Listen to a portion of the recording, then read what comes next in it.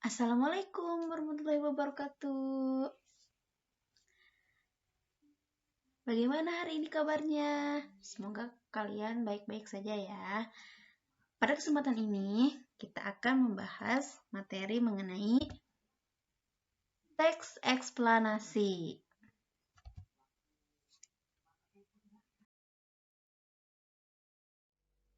Apa sih teks eksplanasi itu?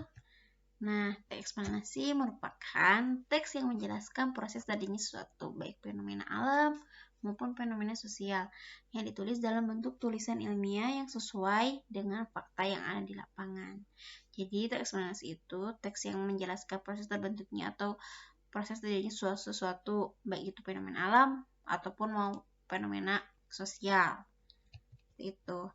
Kemudian, tujuan dari teks eksplanasi. Tujuan dari teks eksplanasi yaitu menjelaskan suatu peristiwa dan sebab akibat peristiwa itu terjadi. Nah, mengapa sih peristiwa itu terjadi? Nah, akan dijelaskan nanti gitu ya, karena akan berhubungan dengan sebab akibat peristiwa itu terjadi. Teks eksplanasi memuat informasi berdasarkan fakta. Jadi, informasinya itu berdasarkan fakta, berdasarkan temuan yang ditemukan di lapangan. Tidak ada unsur subjektif, tapi berupa fakta yang objektif gitu ya. Nah, fakta informasi tersebut bersifat keilmuan. Kemudian, ciri teks eksplanasi itu apa aja sih? Yang pertama yaitu memuat fakta, yang kedua memuat keilmuan, dan sesuai dengan struktur teks eksplanasi.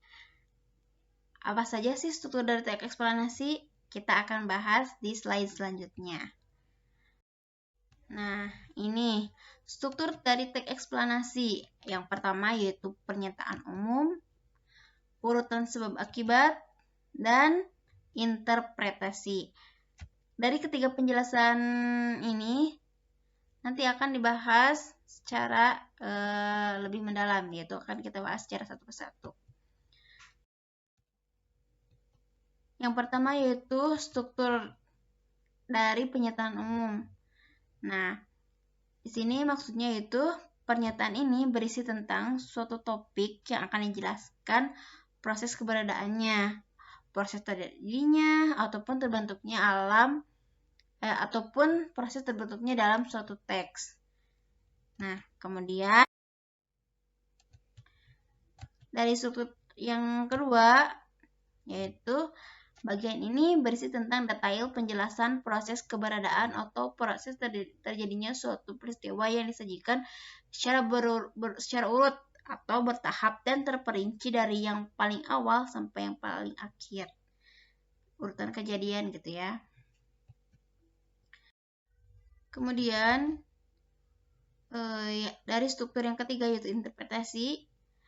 Bagian ini berisi tentang kesimpulan atau pernyataan tentang topik yang telah dijelaskan, berupa kesimpulan atau pernyataan tentang topik yang sudah dijelaskan pada paragraf sebelumnya.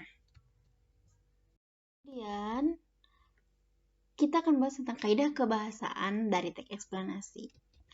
Apa saja sih? Yang pertama yaitu ada konjungsi sebab akibat, yang kedua ada konjungsi kronologis, yaitu hubungan waktu ya.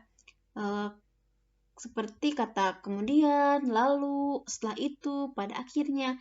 Nah, itu merupakan kata-kata yang termasuk ke dalam konjungsi kronologis yang berhubungan dengan waktu.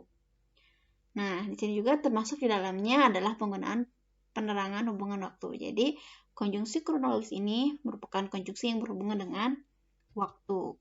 Kemudian yang ketiga yaitu penggunaan kata ganti. Dan yang terakhir yaitu menggunakan kata teknis ataupun kata peristilahan yang digunakan sesuai dengan topik yang dibahasnya. Dan terima kasih atas perhatiannya. Assalamualaikum warahmatullahi wabarakatuh.